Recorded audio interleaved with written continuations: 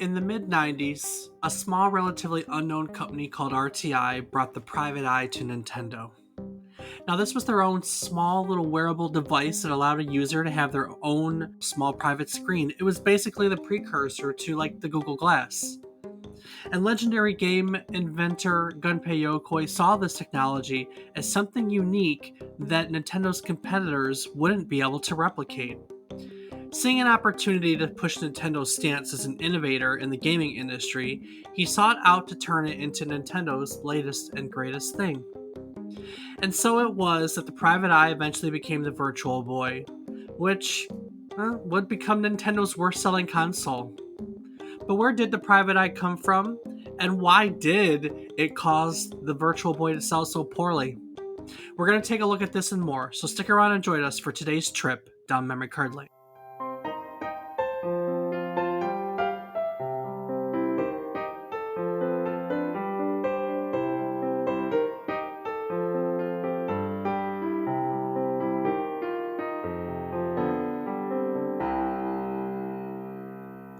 Good morning, good afternoon, and good evening. I hope these words find you well.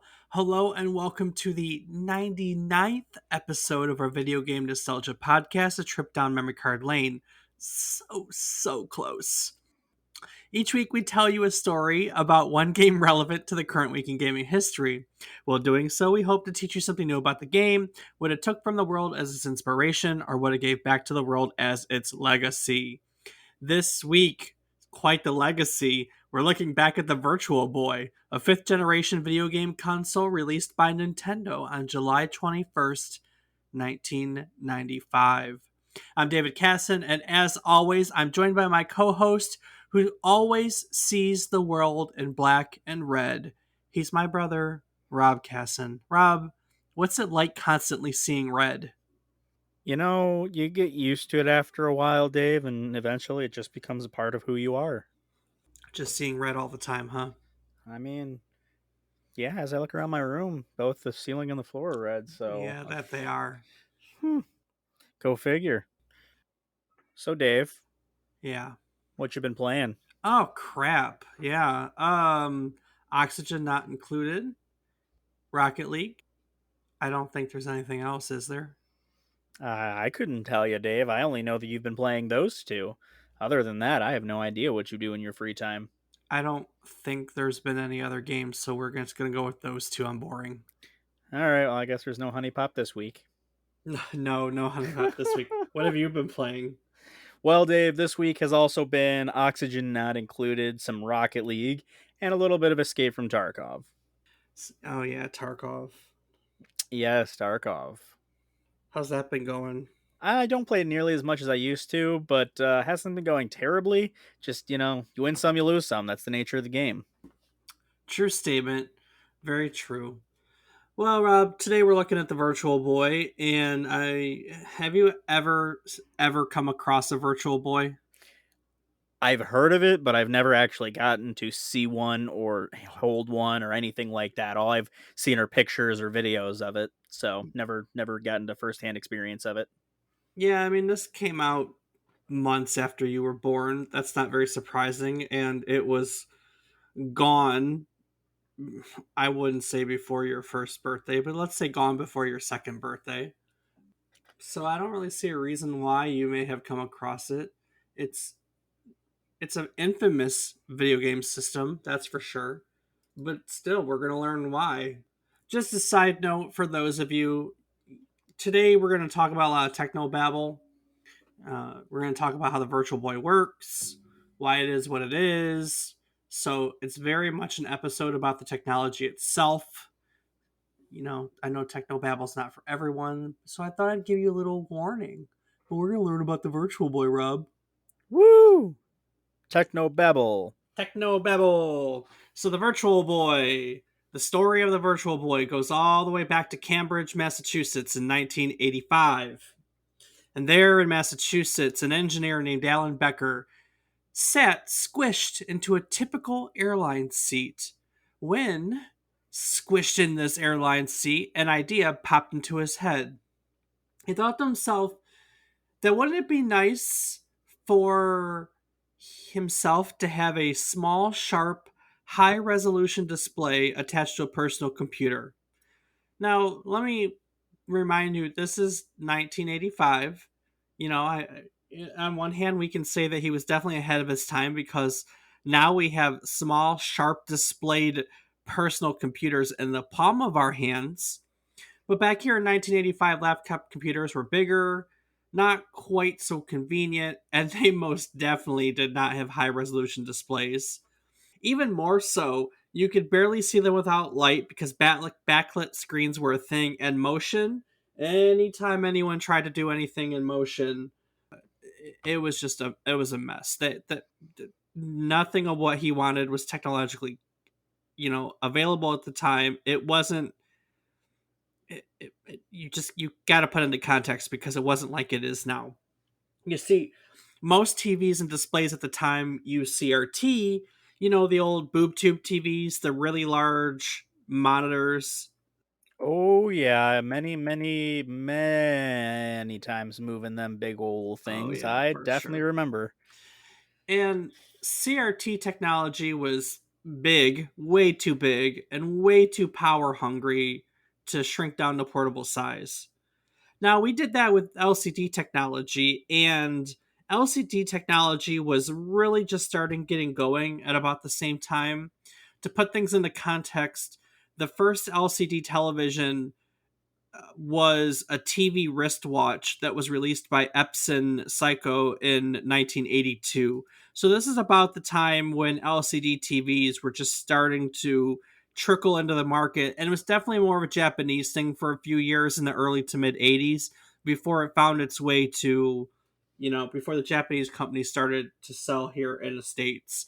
So LCD, we weren't quite there yet. So Becker had an idea on how to create a little personal viewing device that he could use in situations like this. And his idea came from, in all honesty, the invention of the flatbed scanner. He What had Isn't was that a kind of flatbed scanner?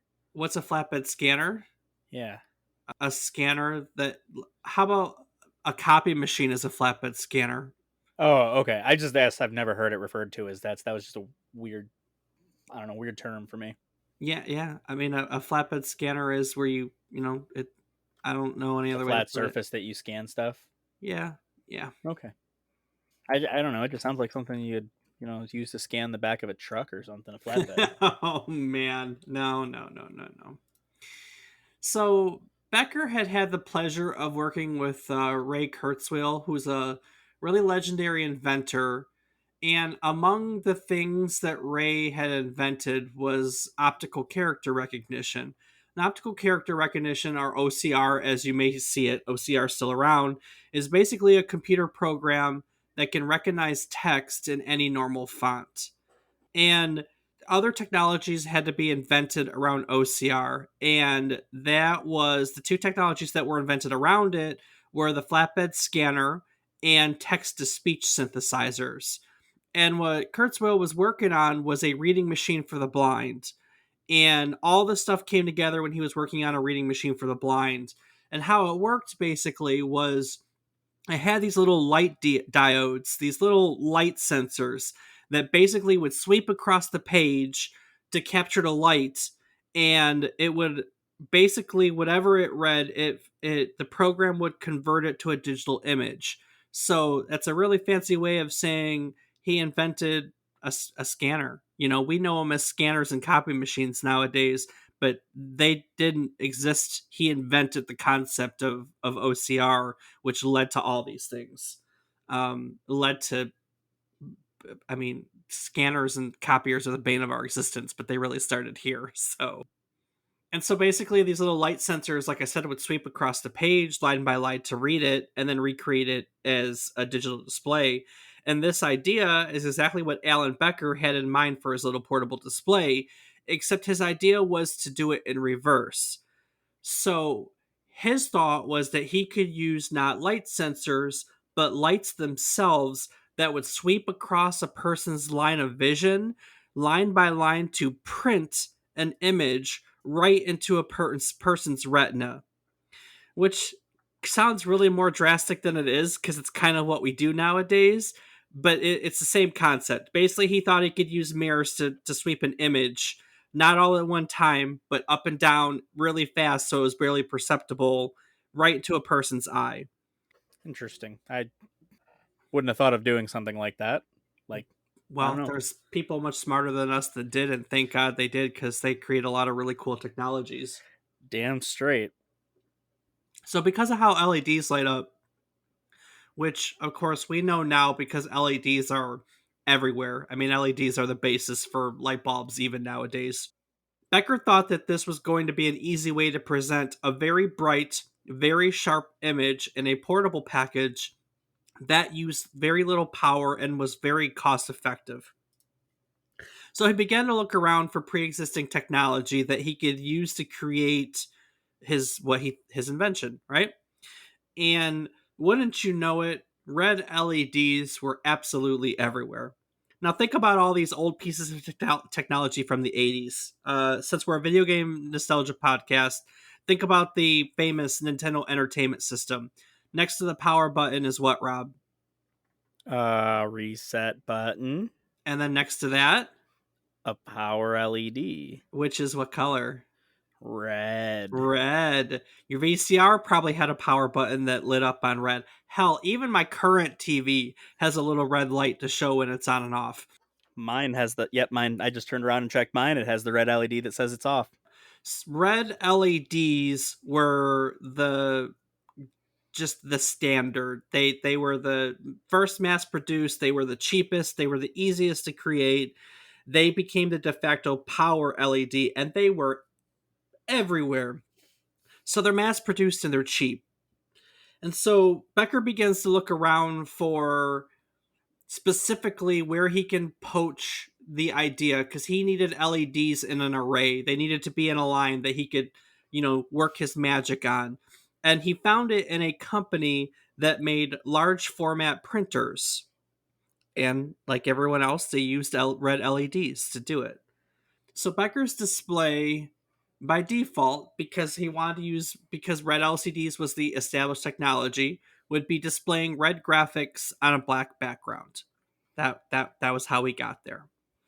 So with that in mind, he puts together a prototype of what he called the SLA, the scan linear array, throws it out there, gets a round of investments. His angel investors come together, and in 1986 he's able to form a company called RTI, Reflection Technology Incorporated, around this technology. And what they came up with initially was called the private eye. It was a 1-inch display capable of simulating a 12-inch display as seen from 18 inches away, which is a whole lot of really fancy things. It literally was a wearable screen. It is the grandfather. It's easy to think about this today because we have eyeglasses that can display heads up displays like the Google Glass or the HoloLens. You ever gotten to play with any of those, Rob? I have not myself, no, unfortunately. So, I mean, it's basically just glasses that do the same thing. They shoot an image right into your eye and you can see through it, but you can also see in there. Now, the private eye, you couldn't see through it, but it essentially was a eyepiece that you would just wear on your head. It would butt up to your eye, and in it, you could see whatever they were displaying. And what they envisioned the private eye to be was a way for someone to see useful information while keeping both hands free for other work.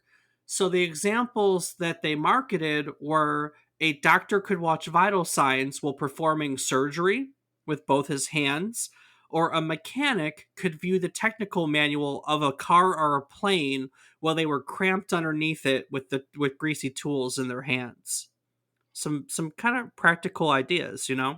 Oh yeah, absolutely. I mean, that would have been very useful when learning how It's to do a lot of things and, it you still know, would be very watching useful. YouTube videos. Hey YouTube, Chris Fix It here. Yeah, it's still very useful. I mean, it's a neat concept, and one, in all honesty, that, here we are in 2022, and it really hasn't come to complete fruition yet. So we're close. We're closer than we've ever been. It's possible in a lot of ways, but we're just not quite there. So in fall of 1988, they showcased the Private Eye at a trade show in Las Vegas, and there it received a lot of press attention. It was given articles in Popular Science and Popular Mechanics, which I miss those magazines. I really should resubscribe to them.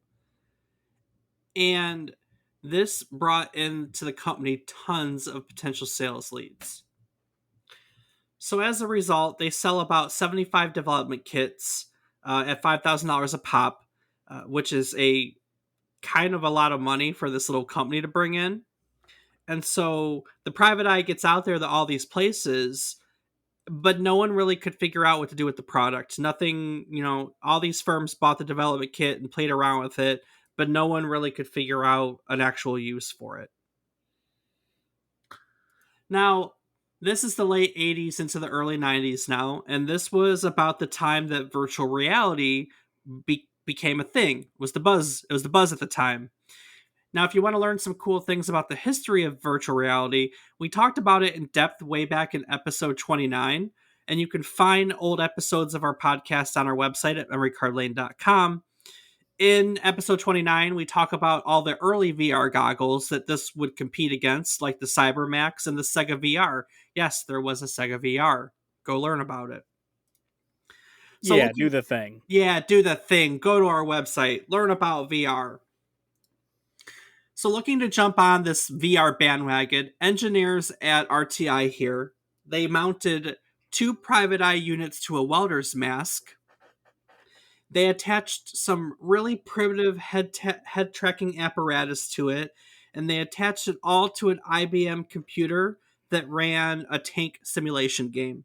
So you put on this weird looking welder's mask, and you were looking out of the tank into a desert in front of you.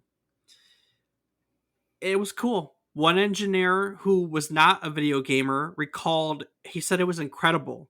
He stated that it was very psychologically powerful to put it on. Now, I think that that's a fair statement for VR. I know that's how I feel about VR. Can you relate to that, Rob? I would agree. That's pretty accurate. I mean, that's the coolest thing about VR. Like, you're there. I mean, that's it. You put the headset on. I mean, it's hard to relay it in any other way if you never put it on, but that's the coolest part. Like, you put the headset on and you're there. Plain and simple. Yeah, it's surreal for those who haven't tried it. It's if you fun. ever get the chance, Awesome. I would highly recommend it. I understand you might get motion sickness, and that's unfortunate if you do. But for those that wouldn't, yeah, it's pretty awesome. Funny thing about that, well, we'll get to that one in a second. But Okay. essentially, what RTI had created was a very inexpensive virtual reality headset, which they then tried to market it to toy and video game companies. But everyone passed.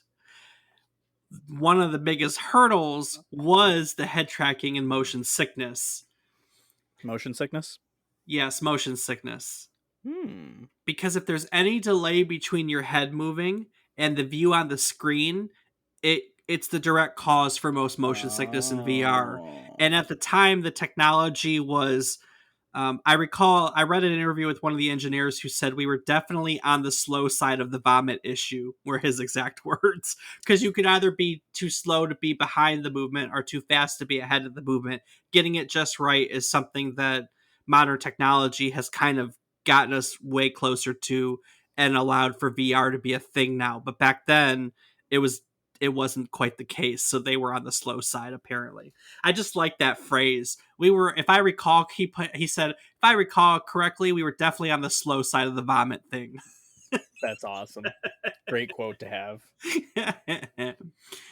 And they even showed their little VR headset, the Sega. In our old episode, we talked about the Sega VR, and Sega passed up on the technology because this was the Private Eye, which of course was only displayed in black and red. So they showed it to Sega. Sega passes on it because it's only one color.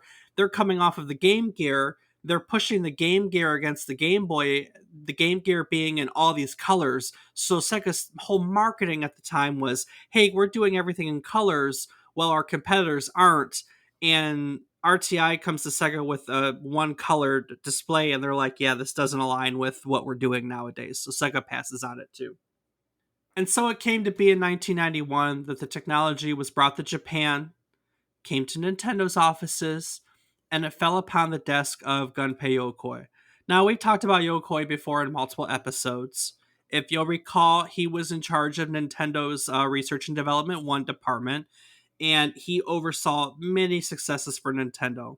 These included Donkey Kong, Metroid, the Game & Watch, and perhaps the most important part of his legacy was the invention of the Nintendo Game Boy. Yokoi was infatuated with new technology. In particular, he loved this technology, and where everyone else saw an issue with the red on black display, Yokoi saw strength in it. Because of the way the Private Eye was designed, he liked the reason that you could immerse a player in perfect, complete darkness. He saw this as a way of projecting infinite depth, of creating video games that weren't confined to the borders of a television set. Does that make sense? Yeah, it does. I agree. And in his mind, once there were no borders, then he would also attract new people to video games. It would bring people in who just weren't video gamers. So in his mind, transcending the TV screen transcended the definition of what it meant to be a gamer. And through innovation, Nintendo was going to bring this whole introduce all these new gamers to the fold. To him, this was the next great thing to catch people's attention, to catch that fever that they caught when they first saw the Nintendo Entertainment System or the Super Nintendo Entertainment System or the Game Boy. These were all big successes for Nintendo, and they're always looking for the next greatest and latest thing, you know? Absolutely. So Yokoi's on board. He loves it. He says, I want to do something with this. So he brings the technology in front of the Nintendo board, and they were given to go ahead to create a product.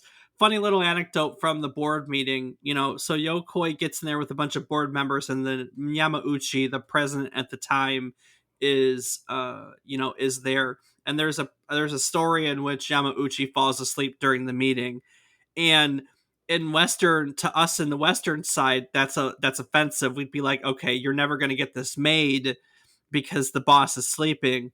But over there in that culture, I guess that it was seen as a good thing because it meant that he trusted the people around him to make the decision and was all on board for it. And so that was seen as a positive in this meeting. But apparently he fell asleep during the meeting, and it's a positive thing. Go figure. Man, I wish it was more of a positive thing when I or fall asleep during meetings, because boy, do I tell you, does that happen quite a bit. Woo! I It's mean, all because I trust everything. It's not because that's I'm sleepy or that's anything. right. Just it's all good, man. Just That's keep right. doing what you're doing. I mean, let's be honest. It was Gunpei Yokoi. He was He is a legend. Was a legend. And at this time, he definitely had hit after hit after hit. So Nintendo signs a deal with Reflective Technologies with RTI for exclusive use of the technology in video games worldwide, and RTI is granted $10 million in advanced royalties. Not bad for a company that a couple years earlier was selling 75 of these things at $5,000 a pop, True.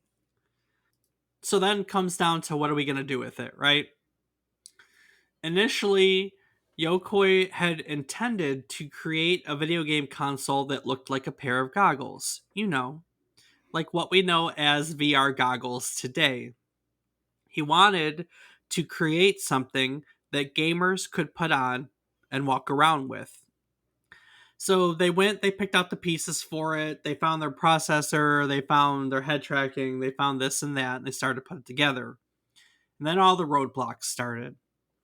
So, first of all, Nintendo's engineers were concerned about placing a chip with high radio emissions near users' heads. This was before we knew anything about how EMF radiation affects the brain. Of course, we know now it doesn't. Also, because the computer chips were close to the display processor in these goggles, they produced visual noise, meaning they made the display look fuzzy. And that meant that the computer itself had to actually be covered by a metal plate to prevent that from happening. So these two things basically made goggles a non deal because everything at that point was just way too heavy.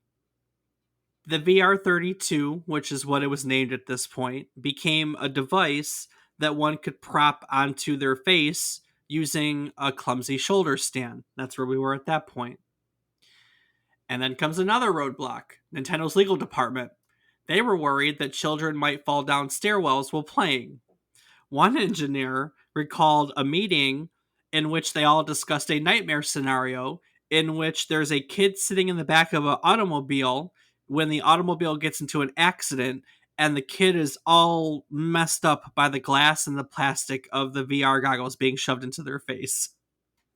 Wow, that's Yeah, like graphic. yeah. And so all these liability concerns turn the Virtual Boy into a shoulder-mounted clumsy shoulder display to the stationary bulky bipod device that we know and love today. So the engineers are working on the product, and then the marketing team gets it. Of course, the VR32 becomes the Virtual Boy. It's virtual reality, and the boy is a throwback to the Game Boy. They wanted to capitalize on the popularity of the boy name, so we get the Virtual Boy. But Nintendo is continuously worried about liability, for other reasons that we'll talk about in a moment.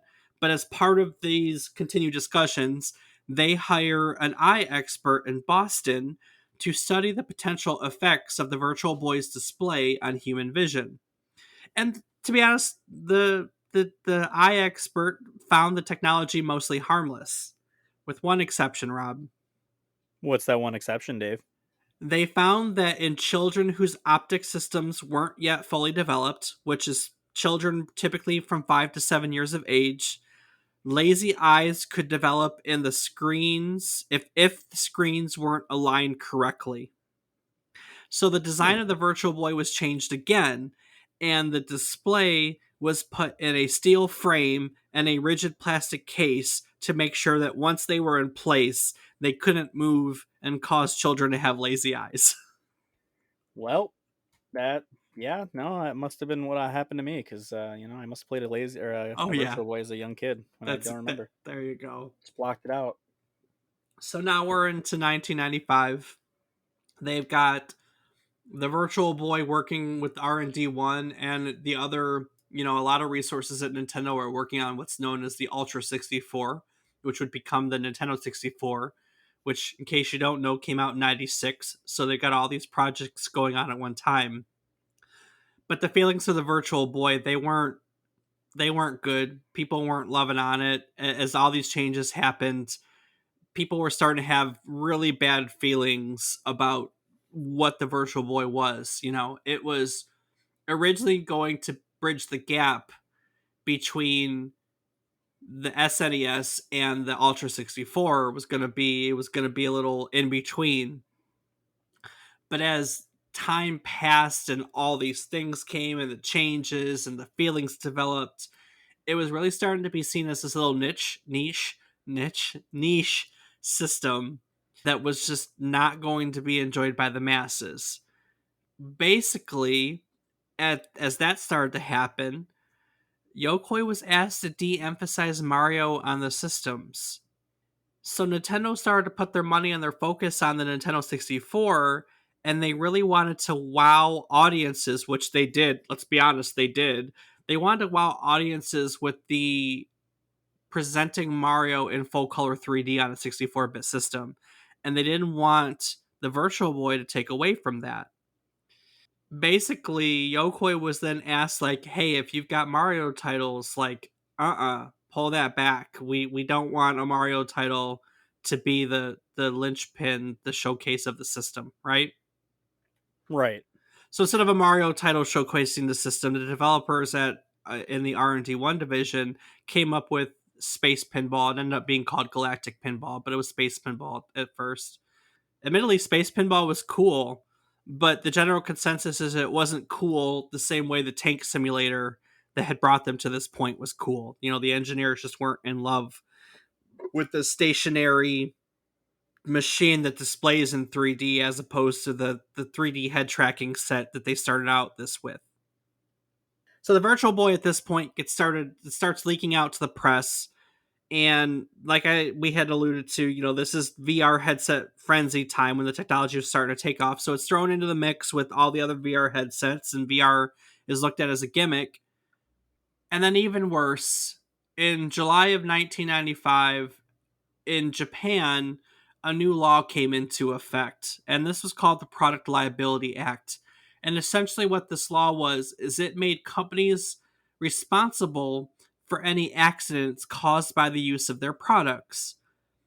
And if an act wasn't specifically mentioned in the manual, the company would be responsible for damage.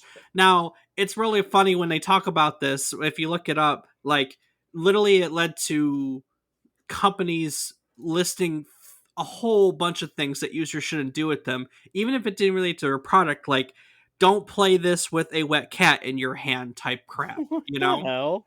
Yeah. And so with that in mind, the manual of the Virtual Boy was full of all these warnings about how it could damage your eyesight and how you need to be careful with it. Because even though it wasn't a thing, it was a thing. And this Product Liability Act led Nintendo to probably be a little overzealous with the need to protect their behind, you know? Right. I mean, if they had to tell you to freaking not hold a wet cat while playing, I mean, come on. So the Japanese media grabs a hold of this, and over in Japan, the Virtual Boy stories, it's bad for your eyes. It gets all this negative media about how it can ruin your eyesight and cause you to have a lazy eye. You need to be careful with it. And so that's what people associated with it. So it's not really a surprise that when the Virtual Boy was released in Japan on July 21st of 95, people just didn't want it. I mean, all they knew about it, thanks to the media, was that it could damage your eyesight, which wasn't the case, but also maybe is. I don't know. Luckily, the U.S. media didn't. For once, they, unbelievably, they didn't sensationalize it, so they didn't grab onto this concept. When it was released here in the United States in August of 1995, it fared much better, to be honest with you. Much, much better. It came out in August at about 179.95 was its retail. In fact, during its launch window, it beat out the Sega Saturn, which was its other major competitor here in the United States. That was a win. It was helped significantly by the fact that Nintendo had a really, in my opinion, what's a brilliant marketing tactic here in the United States. They actually partnered with Blockbuster to rent out Virtual Boys out of Blockbuster stores throughout the United States. Oh, damn, that's pretty cool. I didn't know about that. And this helped get the Virtual Boy in front of way more people than probably would have had it otherwise. And then that helped sales, you know? Oh, undeniably, I think. I mean, that's kind of the gimmick with being able to rent all of those other consoles from Family Video to see, hey, Mm, is this something I'm really interested in, or is it just another fad? I know I used to look forward to renting systems so much. I know, especially like the N64 was my favorite Oh one my to get god, all the time. I know, I know. So, system didn't last for very long. It comes out in July in Japan, and Nintendo decides to pull the plug on the Virtual Boy in December for Japan itself. So, it only lasted 6 months in Japan. Demand was better in the United States, but it still wasn't great. Almost a year later, in May of 96, they dropped the price of the Virtual Boy to $99. By this time, Blockbuster was selling their rental units for $50. It wasn't very pretty. Uh, it was kind of the herald of things to come because Nintendo decided to pull the plug completely stateside shortly thereafter in August. Uh, let's be honest, the November of 96 is when the Nintendo 64 came out. They were at that point just deciding to put all of their resources towards a Nintendo 64. Probably for good reason, let's be honest. Yeah, probably for good reason. Probably for good reason. So yeah, so the Virtual Boy. Let's talk about what the Virtual Boy is. That's how we got it. That's what it did. Let's talk about what it is, because not a lot of people probably know. It was a tabletop video game console that was released in 95, as we said. It was marketed as the first console capable of displaying stereoscopic 3D graphics, so looking at 3D through both eyes. And basically, the best way to describe it was a giant set of red 3D goggles mounted on like a bipod, mounted on a stand, and it had a controller that was attached to it.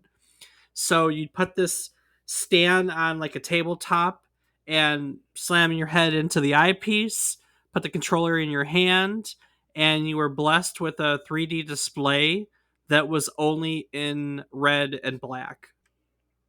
So this was 95. This would have been what, 9, 10-year old me, right?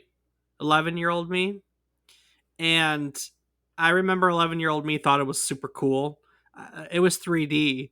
You know, you got to put this into context. I know that was a downside for a lot of people, but we had the Game Boy, which had no color, and that was super awesome. You know, we came from an era that didn't have super fancy graphics, so the fact that it was red and black um, was not really a downside. And this thing was freaking 3D, like for real 3D. Well, not 3D goggles in the set.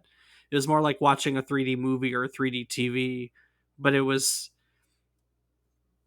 I think for a lot of us, it was, you know, we either had the red and blue 3D glasses. You ever mess with those, Rob? Do they still have those these days? Yeah, I know about the red and blues. So that was the only other real way we had 3D. Like we either had the red and blue glasses, you know, and then we go to this. For a lot of us that were in that sweet spot of born in the mid late 80s, this was our first real like introduction to stereoscopic 3D, which this was, I mean, the graphics on this thing were they were basic. They were real basic, but it was neat because we were playing in 3D. That's, I guess that's the only way to put it. I mean, in hindsight, it was a piece of crap. We all know that now. One of the biggest flaws that Nintendo made was originally they bought a processor and a visual display and everything. They built it around a set of the concept of having a portable headset. You know what I mean?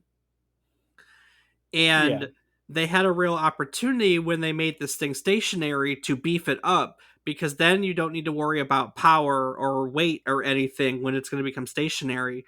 So in hindsight, you know, pretty much what scholars say is one of the flaws of this system is that Nintendo didn't take an opportunity there to actually like invest in 3D, because when it became stationary, you could have put a powerful processor in it and stuff, and really jumped ahead of everyone with 3D graphics. But you know, that's not really Nintendo's thing. They're not usually the guys that jump ahead with technology.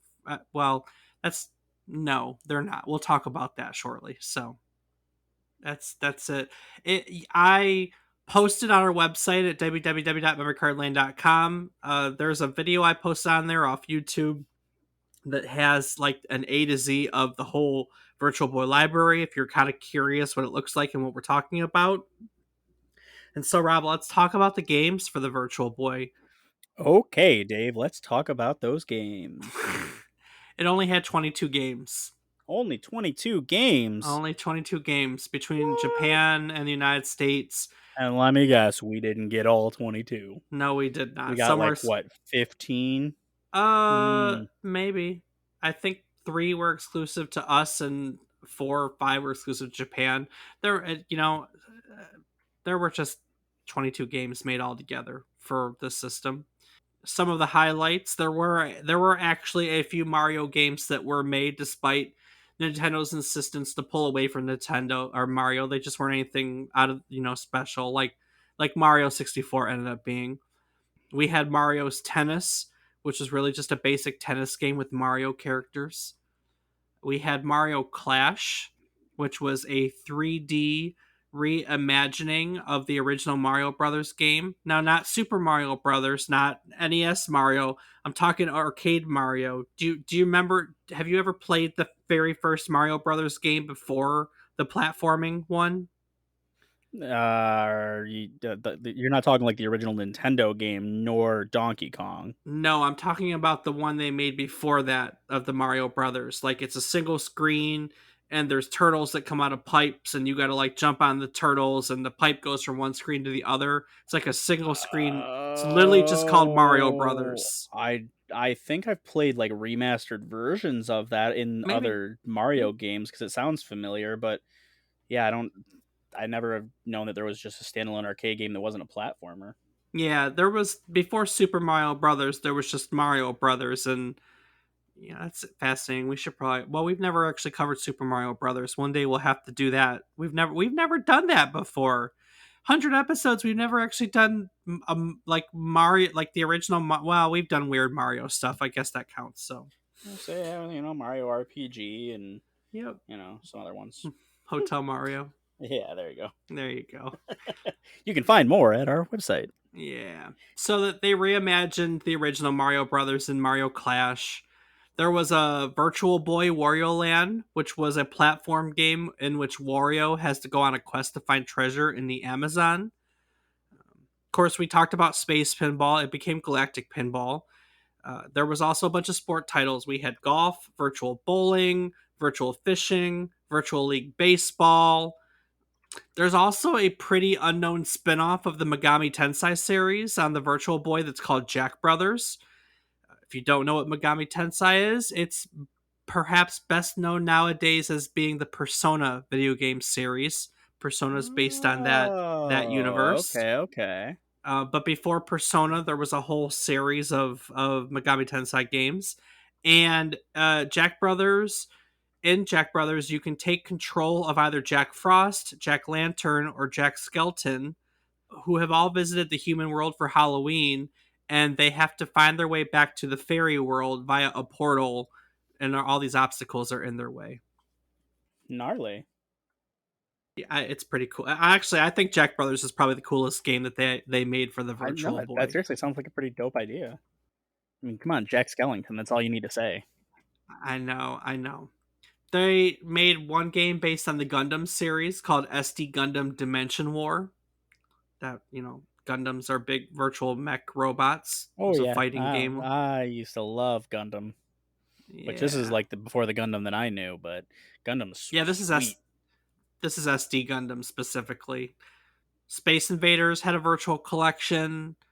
There was a few oddities. The last game that they ever made for the system, which should come as no surprise, was 3D Tetris. Literally, it's called 3D Of Tetris. course it was. I know we did a Tetris episode recently, and we talked about specifically how it's been ported to every single system. So yes, it's also on the Virtual Boy. I should not be as surprised as I am. I mean, I'm not that surprised, but I am still kind of surprised. But yeah, yeah. Damn you, Tetris. Damn you, Tetris. But yeah, I mean, they had 22 games, and young me thought this was super cool, but old me recognizes that it was. I mean, it was okay. I know why it failed in hindsight, but I also recall it being legitimately the first like 3D thing I can ever remember playing. And there's probably a whole slew of gamers like me that can say the same thing.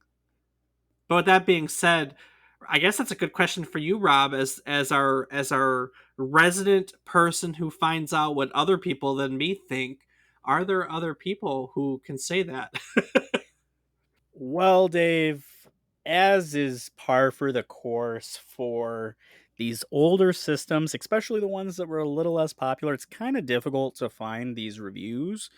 But I was able to find a couple of different people who talked about it. And while granted, these weren't necessarily at the time, and they're looking at it from a later time in more recent times where there's a lot more to compare it against, I still think that they had some pretty good points to make about the Virtual Boy that would still even apply to back in the day of its release. So, with that, let's go ahead and start off with our critic review from the Video Game Critic. So, this critic says that this bizarre portable quote system proved to be a dismal failure for Nintendo. Developed at a time when virtual reality was considered the next logical step in video game evolution, the Virtual Boy conveyed a true three dimensional world and surround sound in a small, self contained unit. Resembling a set of red goggles on a metal stand with a wired controller, the Virtual Boy was just too weird for its own good. Its graphics were high resolution and sharp, but rendered in monochromatic red on black. The system was actually capable of some extraordinary gameplay, but that was largely overshadowed by its controversial LED technology. Not intended for use by children under the age of 7, warnings on the box and in the manual cautioned about the possibility of permanent vision damage. Frequent breaks were advised to avoid eye strain and other health issues.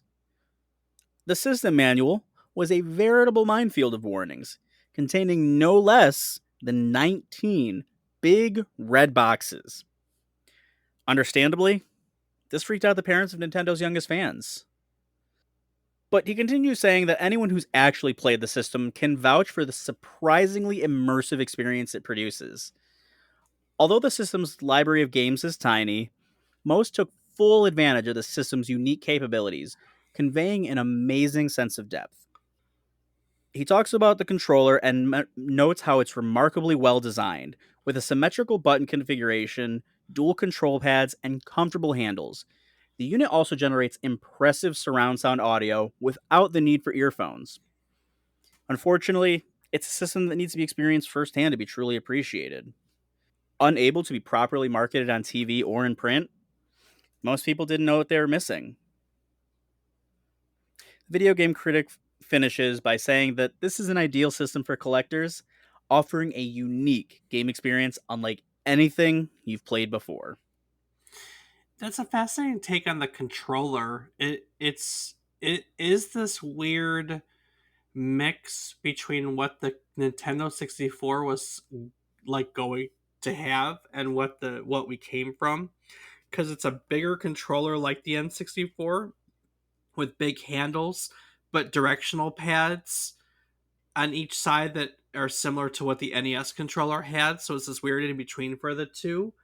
And since controllers definitely went that route of like the double handles nowadays that we grab, this, you get what I'm trying to say? The way it's shaped, we now have two handles that we grab on controllers, whereas the NES controller was just a square thingamabob.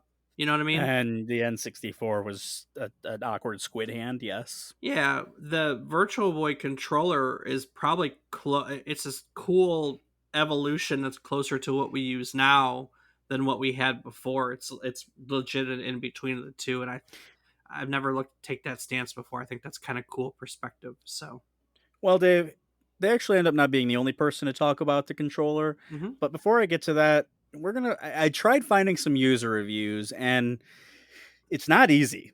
no, A lot of what I found was just people who were reviewing purchases on eBay, things like that, or Amazon. And with that, I mean, that's pretty we looked cool at though. That's pretty cool. absolutely. I mean, you can find these. They're not very cheap, but one example of that is Natho580, who reviewed the Virtual Boy on eBay, who mentioned that playing it's like stepping back in a time machine. A unique offering that at the same time feels like familiar mid 90s Nintendo. He notes that the red and black graphics are sharp and the controller is very comfortable to hold. Once you get your setup right, you can minimize strain on the neck and eyes.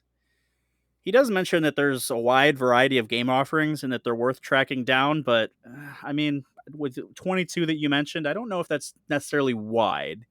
But he does say that the sound from the machine sounds as good as it must have 26 years ago. So definitely a feeling of nostalgia, and that nostalgia, obviously, as a kid, you think that 22 is a huge number, and maybe that's how he's thinking. Maybe. Hey, so you pulled all these reviews from eBay, right? Just the one, yes. So what does this go for on eBay nowadays? Well, it really depends on the condition and, just sometimes also people's kind of insanity.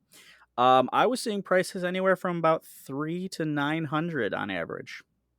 Nice. I mean, for ones that were selling for 50 to $99 at the end, that's pretty decent there. Oh, I mean, absolutely. I mean, I guess on the low end you can find some that are 250, but that's with no cords. It's missing stuff. But to get like a complete tested with some game, I mean, you look at 500, $700. I mean, it's you definitely can find some cheap ones, but if you're looking for that real nice collector's piece, you're going to be spending a pretty penny. True enough. And with that, Dave, I'm going to get to our last review. This is from Nerd Bacon, and I'm not sure if they're a critic or just a general person who likes talking about games, but I definitely resonated with this review very well because they started off with giving the Virtual Boy a nerd rating of Gary Busey out of 10. And if that's not great, I don't know what is. Okay, what does a Gary Busey out of 10 give us? Well, Nerd Bacon talks how the Virtual Boy was a hybrid catastrophe of bad marketing, technological limitations, unchecked ambition, and business bureaucracy. Nobody wanted it, not the casual public who were wary of its $180 price point and the melange of warnings and disclaimers found on the box and in the manual. Not the hardcore crowd who were let down by the monochrome display and the undelivered promise of virtual reality gaming. Not the company who funded its creation, who rushed it out to retail so they could focus all their efforts on the Nintendo 64. Not even its creator, who regarded the final product as a prototype that shouldn't have seen the light of day. The bad press, the high price, the lack of support, the awkward design, and the rise of the first generation of 3D consoles were all thorns in the system's side. And so, less than a year after its release, the Virtual Boy died a quiet and anemic death. But he does say how if the Virtual Boy had been a success, we may have eventually seen an updated model with full color and expanded graphical capabilities. He even claims that maybe there's a full color prototype somewhere deep in the vaults of Nintendo's headquarters. But he mentions that at the same time, the red and black display is part of the system's charm. Unfortunately, red is a stimulating, violent, almost anxiety inducing color, which leads them to their biggest problem with the Virtual Boy's display. It absolutely makes you feel odd. That's Surprise, it. surprise, right? It's the big joke of the Virtual Boy. Most people just assume it's the 3D that screws with your eyes, though. And Nerd Bacon continues talking about the controller, who says that depending on who you ask, it either looks like a slender, elongated DualShock, a funky M, or the head of a giant ant. But they personally think it looks more like a kitten eating a bowl of hummus. Then again, What? they've spent enough time in the psych ward to know it's best to second guess their perceptions. But ultimately, what they want to say is that they love the Virtual Boy controller. So a lot of people seem to really enjoy the controller, Dave. So if there's anything, it gave way to great controllers. And as with our other critic review, they say how it has a simple stereo setup that does a great job providing players a three-dimensional oral experience. Everything about the audio itself sounds murky and dirty, but not in a bad way.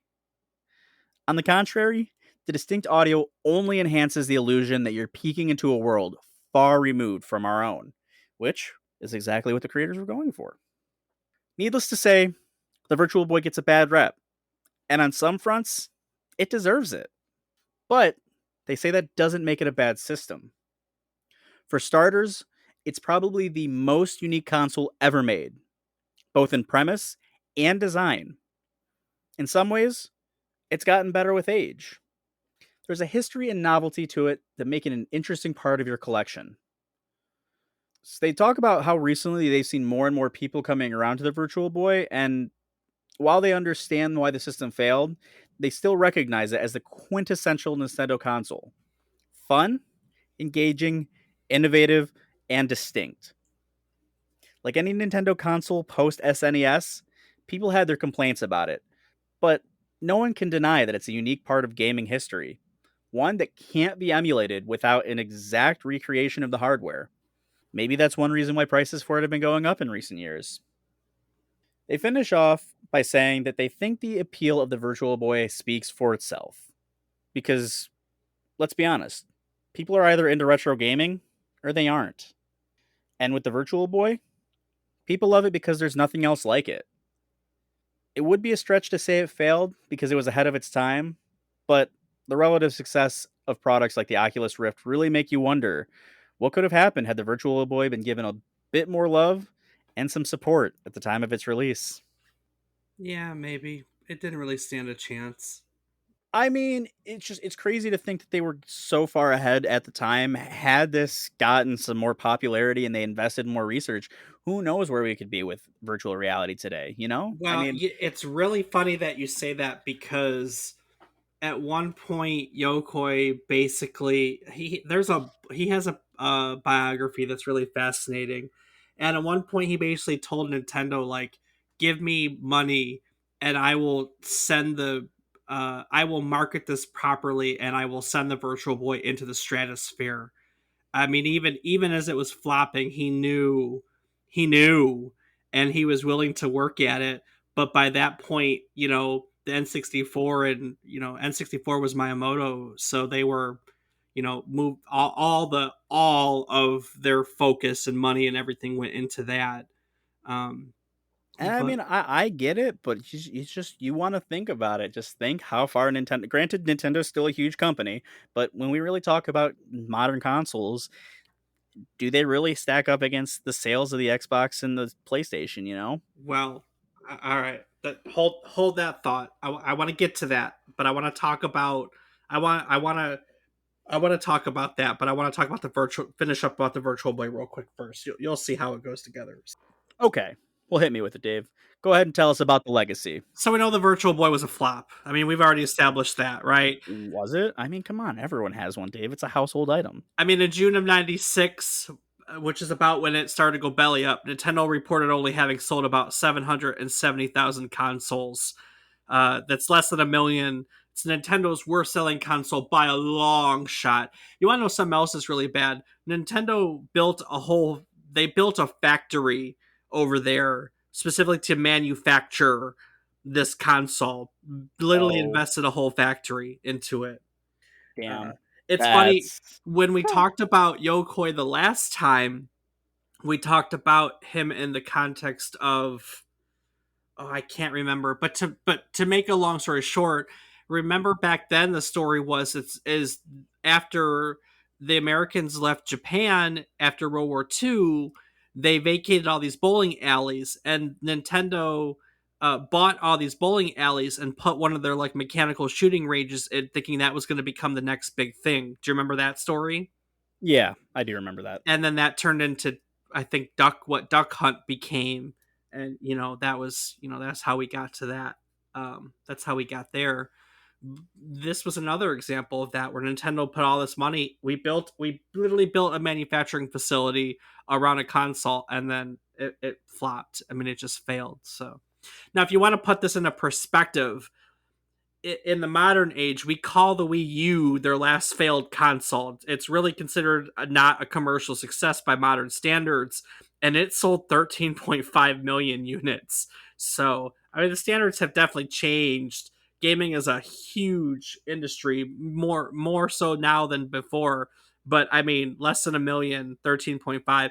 The only thing I even found that was close to this was the Game Boy Micro, where they sold, I think, a couple million units.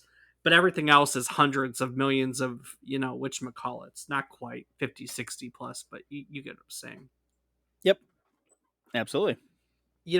The N64, as we've been talking about, came out in November, and then the Virtual Boy, I mean, it was gone. As quickly as it was there, it was gone. It was really funny, Rob, because you and your friends are all mid 90s babies right when this came out, and everyone kept asking me what are you guys doing it on, and more than one of them, when I said the Virtual Boy, had to look up what the Virtual Boy was.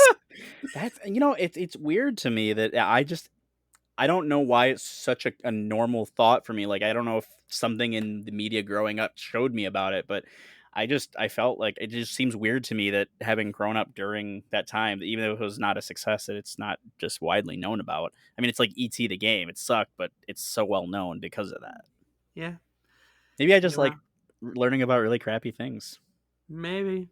But that was awesome to me because, well, I mean, that's the point of this podcast, right? To get to teach people new things. And here they're all like, what's the Virtual Boy? And I'm like, well, let me show you, I mean, so right there, that's the point and the reason why I do this week in and week out.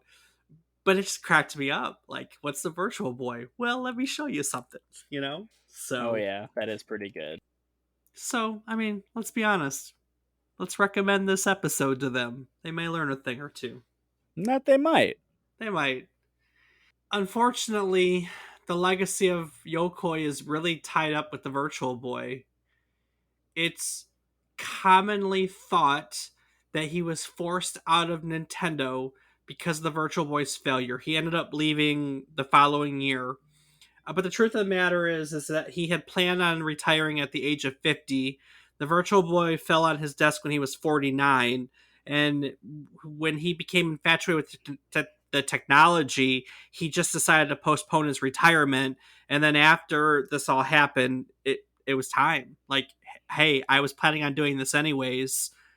Here we go. Now, the philosophy, the culture over there in Nintendo was that you have to own up to your mistakes and do something about it. And he did. He made up for the Virtual Boy shortcomings by helping design the Game Boy Pocket, which was considerably more successful than the Virtual Boy.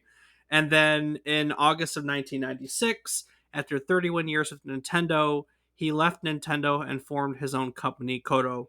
Koto helped create the Tamagotchi. Do you remember Tamagotchis, Rob? Yeah, I actually know someone that Yeah. still to this day who uses them.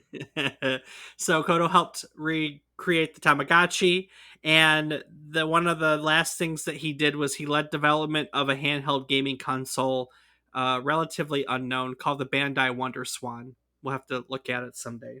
I think we have looked at it in the past, to be honest, very briefly.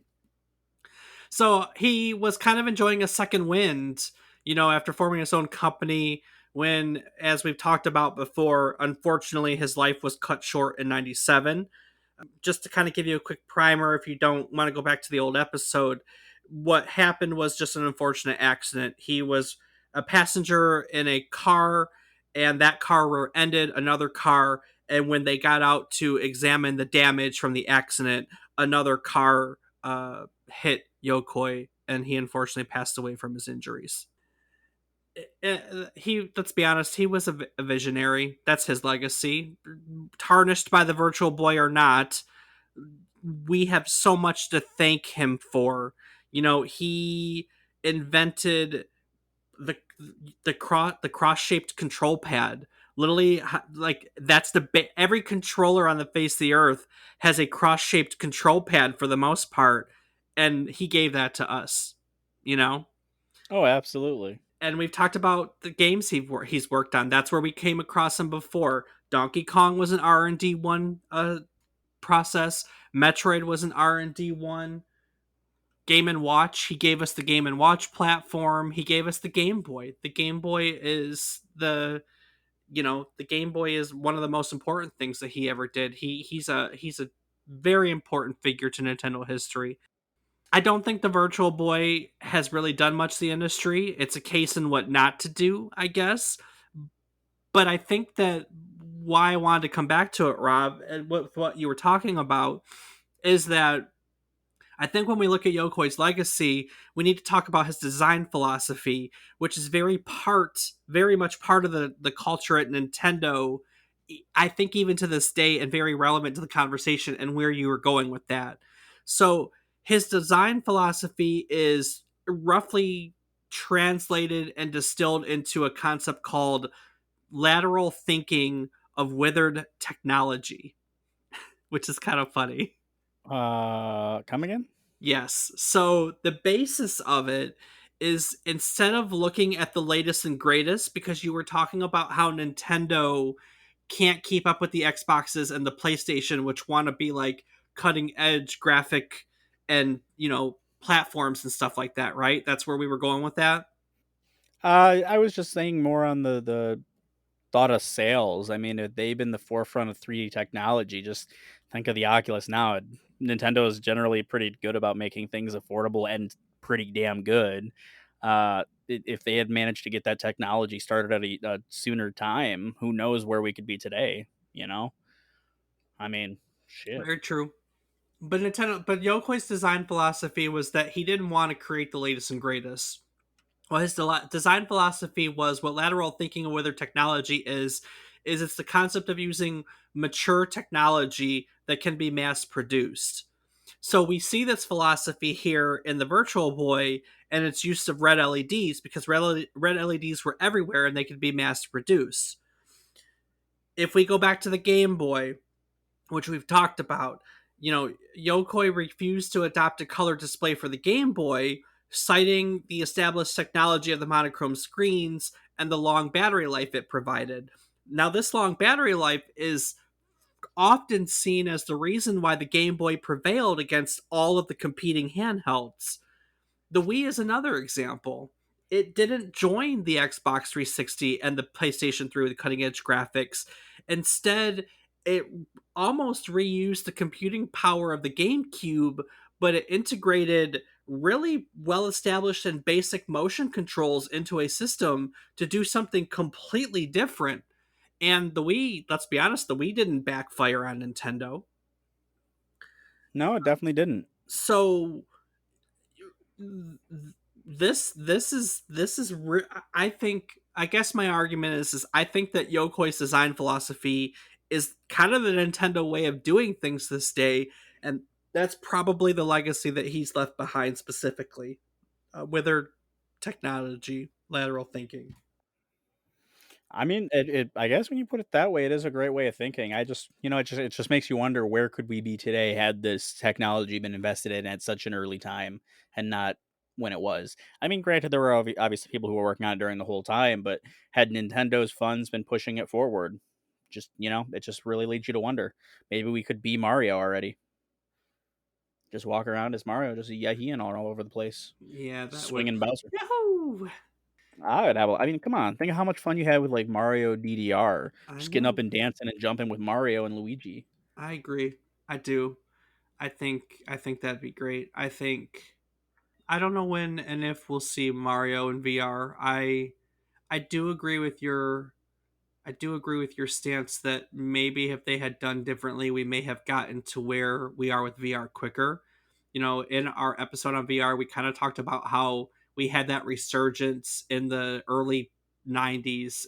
I mean, we lost them about 93, 94, and in the mid 90s, probably with the Virtual Boy, to be honest with you, VR fell out of favor and we didn't see it. It was really just a niche product until the Oculus came around in like 2012, was it? Oh, 2016? I don't I don't remember. remember at all. Yeah, we lost VR headsets for like 20 years after in the mid 90s and they didn't it was literally the Oculus that brought it back, that did something with it.